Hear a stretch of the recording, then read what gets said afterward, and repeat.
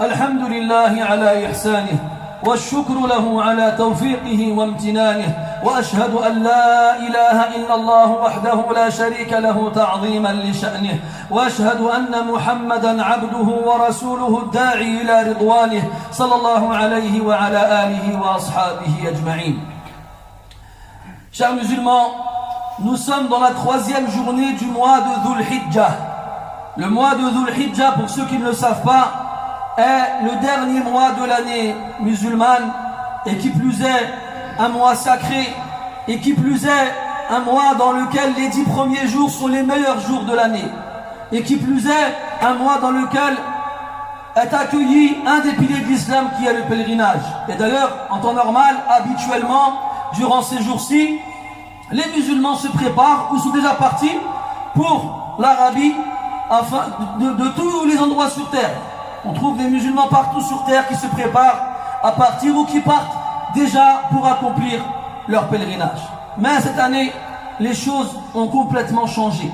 Ont totalement changé. Ont changé d'une façon à laquelle personne n'aurait pu imaginer avant que cela n'arrive. Quel est ce changement? C'est que cette année, eh bien, ne fera le pèlerinage qu'un nombre très limité de personnes. Quelques milliers, à tout casser. Contrairement à ce que les années précédentes nous ont apprises, avec des millions de pèlerins qui viennent de partout sur terre, et ce, tous les ans. Et un tel changement ne doit pas nous laisser indifférents. Le musulman se doit de réfléchir profondément et de méditer sur ce qu'il se passe actuellement. Et pourtant, l'année dernière, on a eu de mauvaises surprises, de nombreux pèlerins, ou bien de nombreuses personnes qui avaient l'intention de faire le pèlerinage l'année dernière déjà ont eu de mauvaises surprises. On a tous entendu parler de personnes qui sont arrivées à l'aéroport le jour du départ et finalement on leur apprend que leur visa n'est pas sorti et qu'ils n'ont pas pu partir.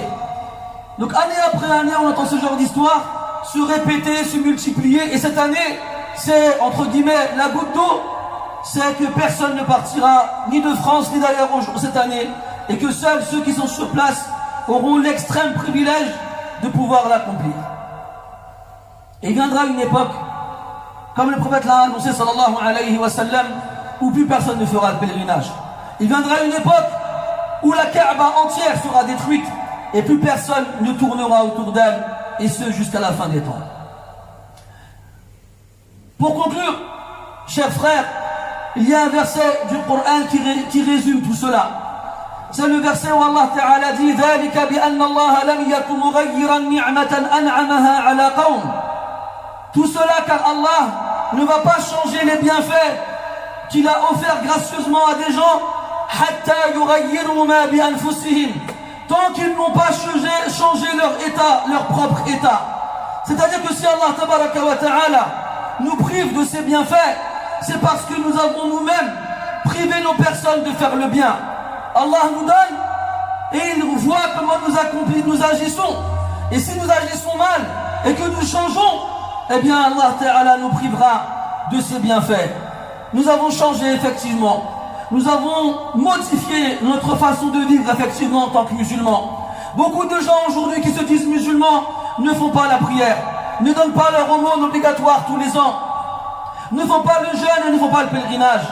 Beaucoup de gens aujourd'hui délaissent la mosquée, si ce n'est le vendredi, ou bien à la prière de l'Eid, ou encore pour le Tarawih pendant le Ramadan.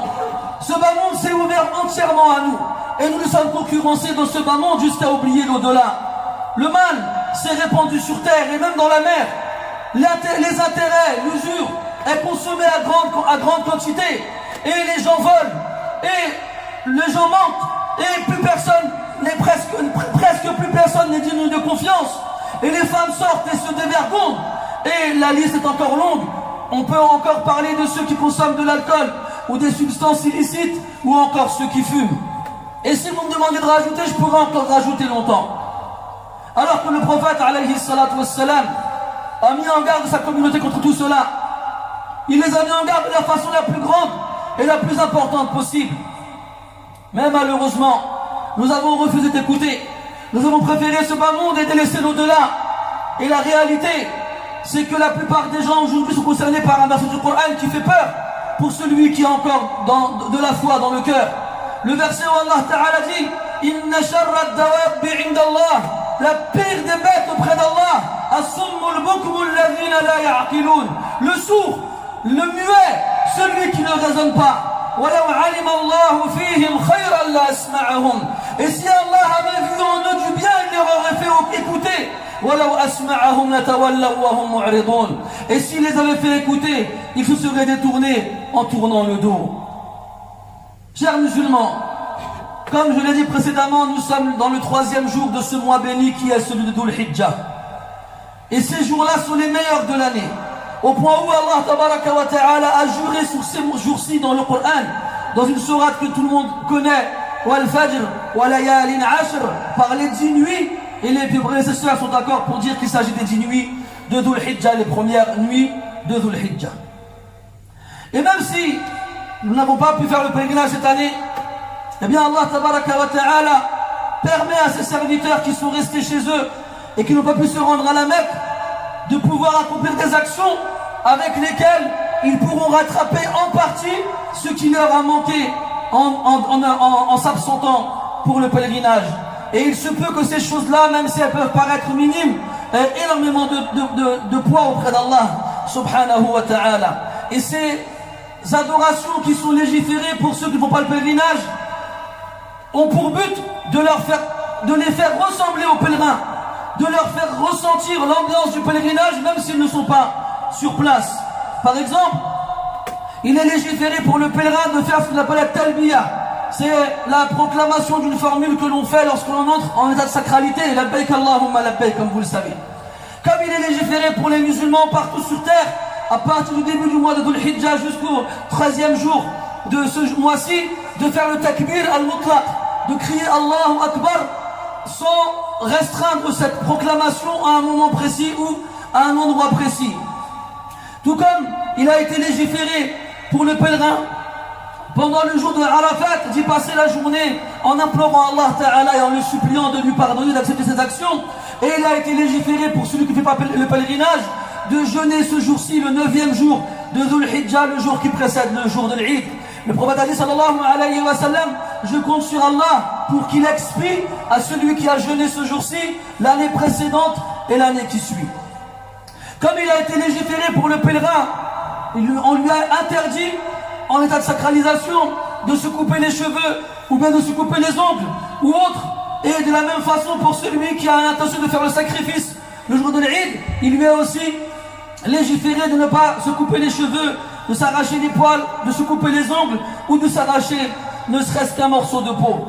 Comme il a été légiféré pour le pèlerin le jour de l'Eid de faire une offrande dans un sacrifice, il est aussi légiféré pour celui qui ne fait pas le pèlerinage de faire l'offrande, le sacrifice du jour de l'Eid. Comme il est légiféré aussi pour le pèlerin, après qu'il ait fini ses rites, de soit se raser la tête, soit raccourcir ses cheveux, et bien chez certains savants, il est recommandé pour celui qui n'a pas fait le pèlerinage, après avoir fait son sacrifice, de lui aussi se raser la tête.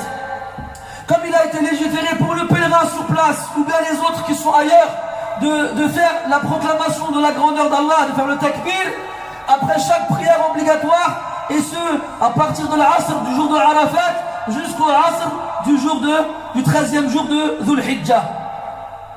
Et d'autres adorations encore qui sont légiférées pour nous, qui sommes ici, et pour eux qui sont là-bas, afin de se ressembler les uns les autres, et ainsi peut-être qu'Allah tabaraka wa ta'ala nous fera don de sa grâce. Craignez donc Allah subhanahu wa ta'ala, chers musulmans, et remplissez votre temps durant ces jours bénis de l'invocation d'Allah subhanahu wa ta'ala et de son adoration. Humidifiez vos langues en évoquant Allah et utilisez vos membres en adorant Allah. Et si vous ne le faites pas durant les meilleurs jours de l'année, alors craignez une catastrophe qui ne s'abattra pas seulement sur ceux qui ont été injustes parmi vous.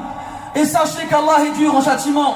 Et je conclurai en disant ce verset où Allah Ta'ala dit فَلَمَّا نَسُوا مَا ذُكِّرُوا بِهِ, lorsqu'ils oublièrent ce qu'on leur a rappelé, فَرِحُوا بِمَا أُوتُوا, ils éprouvèrent de la joie face à ce qu'on leur a donné comme opulence et comme richesse et comme vie agréable et facile. فَتَحْنَا عَلَيْهِمْ أَبْوَابَ كُلِّ شَيْءٍ, nous leur ouvrîmes les portes de toutes choses. Ils ne manquèrent de rien après qu'on leur ait fait le rappel et qu'ils l'aient oublié. Et lorsqu'ils éprouvèrent de la joie face à tout ce bien-là, أخذناهم بغتة. Nous les saisîmes soudainement, subitement. La colère d'Allah s'abatta sur eux et ils furent punis. أخذناهم بغتة فإذا هم مبلسون. Et les voici qui désespèrent. نسأل الله تبارك وتعالى ألا يجعلنا من هؤلاء. نسأله سبحانه وتعالى أن يجعلنا ممن إذا أعطي شكر وإذا أذنب استغفر. نسأل الله سبحانه وتعالى أن يعمنا بفضله وألا يحرمنا خيره. اللهم لا تحرمنا خير ما عندك بسوء ما عندنا.